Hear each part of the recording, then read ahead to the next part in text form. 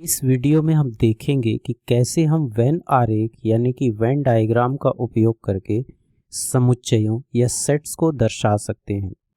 तो वेन आरेख बनाने के लिए हम सबसे पहले एक आयत बनाते हैं।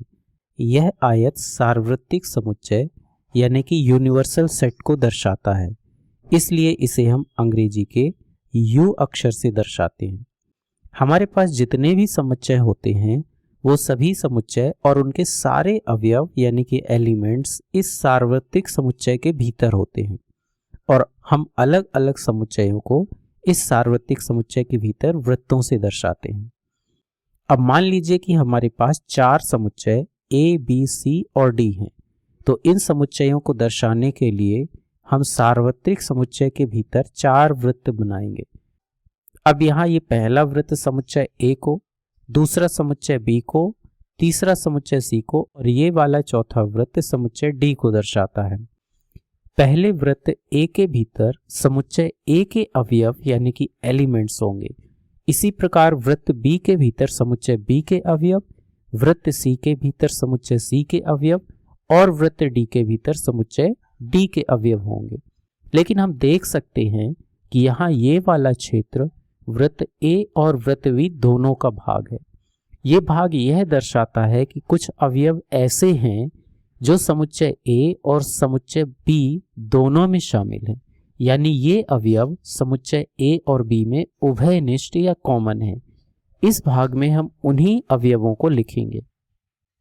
इसी प्रकार ये भाग उन अवयवों को दर्शाता है जो समुच्चय बी और सी दोनों में उभयनिष्ठ हैं और ये वाला भाग समुच्चय सी और समुच्चय डी के बीच उभयनिष्ठ अवयवों को दर्शाता है। जो अवयव इनमें से किसी समुच्चय में नहीं है उन्हें हम इन वृत्तों के बाहर लेकिन इस आयत यानी कि यूनिवर्सल सेट के भीतर लिखते हैं। इस प्रकार हम समुच्चयों को दर्शाने के लिए वेन आरेख का उपयोग करते हैं। आइए इस अवधारणा को एक उदाहरण की सहायता से और अच्छी तरह से समझते हैं। इस उदाहरण में हम कुछ समुच्चय लेते हैं और उन समुच्चयों के वेन आरेख बनाते हैं। मान लीजिए कि ये हमारा उदाहरण है। यहाँ पर हमें एक सार्वत्रिक समुच्चय U और 3 समुच्चय A, B और C दिए गए हैं। हमें इन समुच्चयों को वेन आरेख बनाकर दर्शाना है। तो सबसे पहले हम सार्वत्रिक समुच्चय को दर्शाने के लिए एक आयत बना लेते हैं। तो ये हमारा सार्वत्रिक समुच्चय के लिए आयत है।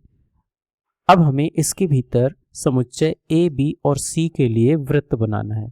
हम सबसे पहले सबसे छोटे समुच्चय यानी कि समुच्चय बी के लिए वृत्त बनाते हैं। तो मान लीजिए कि ये है समुच्चय बी के लिए वृत्त। अब इस समुच्चय के भीतर हमारे पास 1 और 5 ये अवयव हैं जिन्हें हम इसके भीतर लिख देते हैं।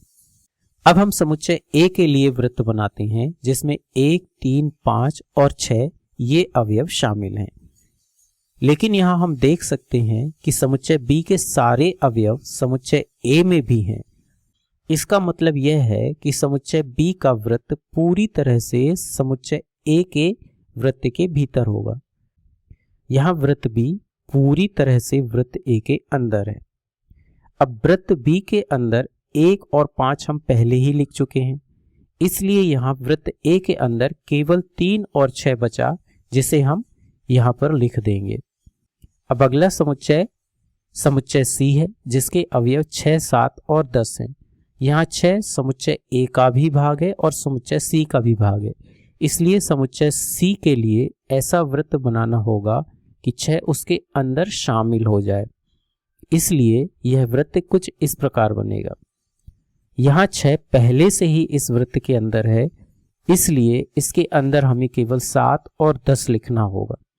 इस प्रकार यह समुच्चय सी को दर्शाने वाला वृत्त है। अब हम यहाँ देख सकते हैं कि केवल 2, 4, 8 और 9 ही बचे हैं जो इनमें से किसी भी समुच्चय के अवयव नहीं हैं, इसलिए हम इन्हें इन समुच्चयों के बाहर और सार्वत्रिक समुच्चय के आयत के भीतर लिख देंगे। तो इस प्रकार हमें ये जो वेन आरेख प्राप्त हुआ ये इन सभी समुच्चयों को दर्शा रहा है। इस प्रकार आपको समझ आ गया होगा कि कैसे हम समुच्चयों को वेन आरेख की सहायता से दर्शा सकते हैं।